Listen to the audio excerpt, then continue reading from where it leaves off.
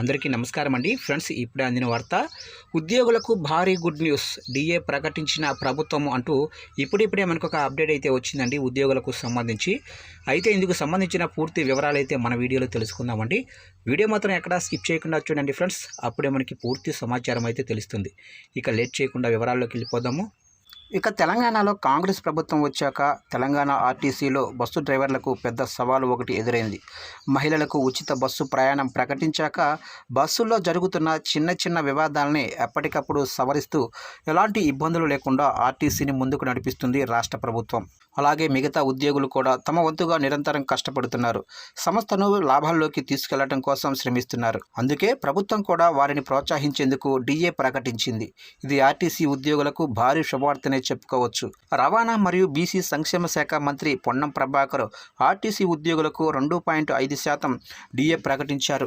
అంటే నిత్యావసర అత్యవసర ధరలు పెరుగుతున్నాయి కదా, ఆ ధరల భారం ఎక్కువగా పడకుండా ఉండేందుకు ప్రభుత్వం డిఏ అంటే కరువు భత్యం ప్రకటించింది. ఇది ఉద్యోగులకు ఆనందం కలిగించే అంశం. అయితే ప్రభుత్వానికి మాత్రం సమస్య. ఈ ప్రకటన వల్ల ప్రతి నెల ఆర్టీసీపై 3,60,00,000 అదనపు భారం పడుతుంది. మార్చి 8వ తారీఖున అంతర్జాతీయ మహిళా దినోత్సవం కాబట్టి శనివారం అంటే ఈరోజు దీన్ని ప్రారంభించేందుకు ప్రభుత్వం రెడీ అవుతుంది.